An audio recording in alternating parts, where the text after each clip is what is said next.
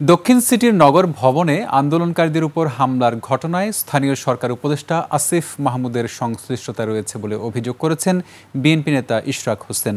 এই হামলাকে জাতীয় নির্বাচন অনুষ্ঠানে ব্যাঘাত ঘটানোর প্রচেষ্টা হিসেবে উল্লেখ করে গণতন্ত্রের বিপক্ষে ষড়যন্ত্র বলেও উল্লেখ করেন তিনি। মাহতাব মিনহাজের প্রতিবেদন। I am Ox.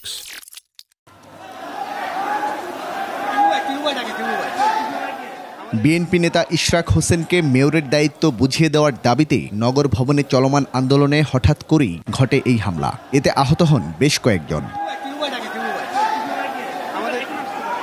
আহতদের দেখতে ঢাকা মেডিকেলে আসেন ইশরাক হোসেন। একজনের অবস্থা আশঙ্কাজনক জানিয়ে হামলাকারীদের দ্রুত আইনের আওতায় আনার দাবি করেন। একজনকে ছুরি দিয়ে আঘাত করে তার ফুসফুসে একটি ছিদ্র করে ফেলা হয়েছে। তার অবস্থা আশঙ্কাজনক। তার কি হবে আমরা জানি না। হামলাকারীদেরকে দ্রুততম সময়ের মধ্যে গ্রেফতার করতে হবে এবং তাদেরকে আইনের আওতায় এনে তাদেরকে বিচারের মুখোমুখি করে তাদেরকে সর্বোচ্চ শাস্তি নিশ্চিত না করা পর্যন্ত আমরা থামব না। তিনি বলেন, হামলাকারীদের সাথে স্থানীয় সরকার উপদেষ্টার ঘনিষ্ঠ যোগাযোগ রয়েছে। স্থানীয় সরকার উপদেষ্টা তার সাথে ঘনিষ্ঠভাবে চলাফেরার তার যথেষ্ট প্রমাণাদি রয়েছে। তার গাড়িতে করেও সে ঘোরাফেরা করতে বলে আমরা জানতে পেরেছি। অতএব এখানে একটা যোগসূত্র অবশ্যই খুঁজে পাওয়ার বিষয় রয়েছে বলে আমি মনে করি। সবাইকে নির্ভয়ে নগর ভবনে আসার আহ্বান জানান ইশরাক হোসেন।